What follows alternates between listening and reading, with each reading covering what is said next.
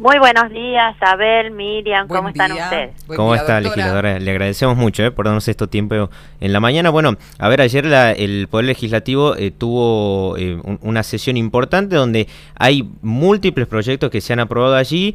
Quizás el más relevante o del que más se está hablando por estas horas tiene que ver precisamente con el pedido enviado por el Poder Ejecutivo del sistema de retiro voluntario programado. Bueno, recordar un poco de qué se trata esto y también cómo se vivió la votación de ese tema en la sesión de ayer. Muchísimas consultas, Abel, con respecto a este tema, porque este tema vino del Poder Ejecutivo, como muy bien lo mencionabas, pero nosotros le hicimos algunas modificaciones consensuadas también con el Ministro de Economía. Bien. Así que este es un proyecto con el cual el Poder Ejecutivo busca lo que viene trabajando el gobernador, que es tratar de equilibrar las cuentas públicas, y con esto se le da una oportunidad al empleado de cualquiera de los tres poderes del Estado de acogerse a este retiro que, como su nombre lo indica, es voluntario, es una decisión de la gente, por el cual su relación laboral se pone en pausa por un periodo de 4 años, renovable por 4 años más. Bien. Que se interrumpe si el agente dentro de los primeros 4 años o de los segundos también podría ser, ya está en edad de acogerse a la jubilación. Se retira el agente con un 70% del sueldo que viene cobrando, se le desbloquea la matrícula en el caso de los profesionales para que puedan ejercer su actividad, y bueno, es una idea que viene precisamente para tratar de equilibrar las cuentas, así dándole también la oportunidad a aquellas personas que por sus situaciones de vida o propiamente laborales quieran y les sirva esta herramienta. Legisladora, ¿cuáles son los requisitos, condiciones que debe cumplir la persona para entrar dentro de lo que es este sistema? Para esto vos tenés que ser empleado de planta permanente y además tener una antigüedad mínima de 3 años para estar en condiciones. Hay, por supuesto, personal que está exceptuado de esta posibilidad, que es aquel personal que se denomina esencial. Estamos hablando de educación, de seguridad, están en la ley bien detallados. Para aquel que la quiera conocer, está colgada en mis redes sociales el dictamen que salió ayer. Bien. Eso es lo que se va a comunicar al Poder Ejecutivo, entonces es la ley que se sancionó. Pueden entrar si quieren en mi Instagram, en el Linktree, y ahí está colgado ya el dictamen para que pueda ver en detalle quiénes son las personas que se pueden acoger. Y una de las modificaciones que le hicimos es poder ampliar esta base de personas que pueden, para aquellos casos que hay muchos en el Estado todavía, pertenecen a la planta transitoria, no a la planta permanente. Bien. Pero este caso es cuando ya cumplen los requisitos que establecen los acuerdos salariales para ser planta permanente, aunque no tengan el instrumento que dice que ya son planta permanente. Te doy un ejemplo. Si en el acuerdo salarial de este año yo entro, porque quiere decir que yo ya he sido planta transitoria durante 2 años, yo ya cumpliría el requisito para ser planta permanente. Claro. Pero tengo que tener, aparte de eso, 3 años más, porque Bien. Tengo que estar en una condición de igualdad con el que es planta permanente hoy. Entonces, esto va a ser agentes que por más que no tengan su decreto de designación en planta, tengan al menos 5 años, porque tienen que tener 2 años de planta transitoria, que es lo que le da derecho a ser permanentes, más 3 años mínimos más de antigüedad. Entonces acá tienen que tener un mínimo de 5 años de prestación efectiva de servicio. Perfecto, bueno, la información allí para la gente que está del otro lado, que bien lo mencionaba, sí está teniendo muchas consultas sobre ese tema. Quiero pasar a otro punto porque han sido varios los proyectos importantes ayer.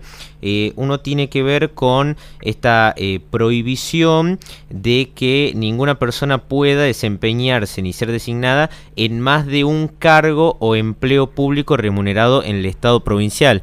¿Cuáles son un poco los detalles de eso que se votó ayer? Claro, hasta la sanción de esta ley, que por supuesto falta que sea promulgada, ya se va a comunicar al Poder Ejecutivo, pero en unos días más va a ser ley vigente.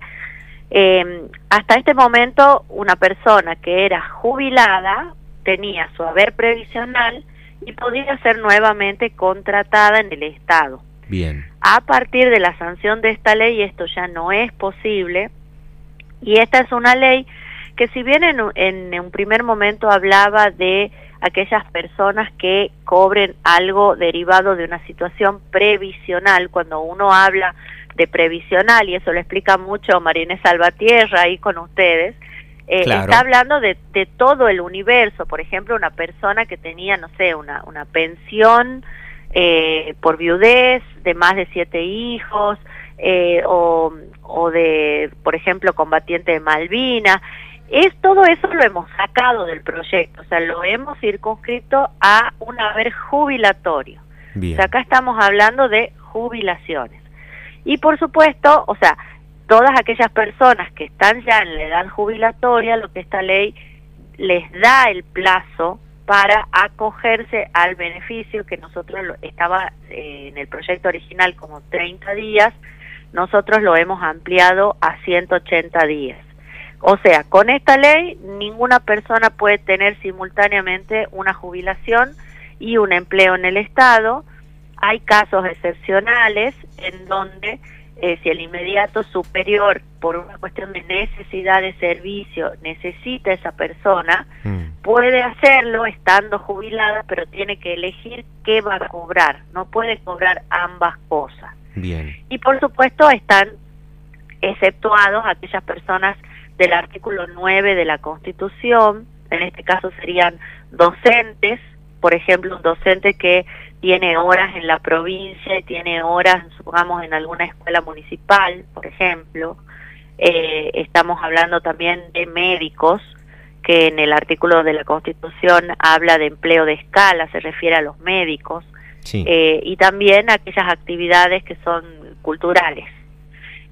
Luego de esto también los funcionarios de la Constitución, por supuesto vocales de la Corte, ministro fiscal, todos aquellos que tienen previsto un mecanismo de designación que está en la Constitución. Perfecto. Así que bueno, eso sí, también ha sido sancionado en el día de ayer.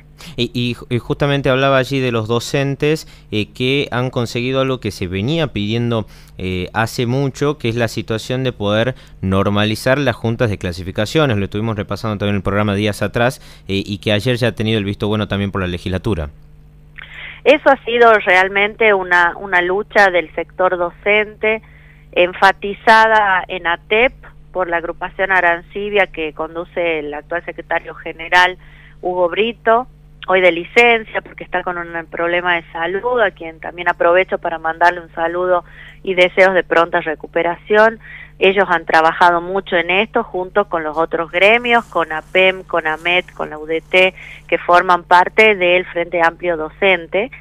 Y esto se trata de normalizar con la participación de los representantes de los docentes, elegidos a través del voto, formando parte de las juntas de clasificaciones. Las juntas de clasificaciones vienen estando intervenidas hace un tiempo largo, por lo tanto los docentes reclamaban que esto se normalice. Bueno, Bien. Con la ley que nosotros modificamos ayer, ya pusimos... digamos, tuvimos que readecuar por pedido de ellos el estatuto para posibilitar que se desarrolle la elección para normalizar la Junta. Así que ya están en condiciones, vamos a comunicar esta ley sancionada ayer al Ejecutivo y a partir de allí ya podrán ellos designar la fecha para el llamado a elecciones. Legisladora, por último, me gustaría saber, cortito, un poco el balance, porque esto tiene que ver quizás más desde el lado personal, de cómo evalúa la situación de la cantidad de sesiones y el trabajo que están teniendo en comisiones y demás, digo, con la nueva conformación de lo que es el Parlamento, desde que empezaron estas sesiones ordinarias. El contador Miguel Acevedo ha sido muy claro al inicio de esta gestión. Inclusive lo ha contado ahí en la radio. Él quiere que hagamos el trabajo técnico de sanción de leyes de una manera rápida, ágil, pero no por ello menos en detalle con respecto a las normativas que nosotros tenemos que emitir, con sus antecedentes y trabajando muy en conjunto y coordinados con el Poder Ejecutivo.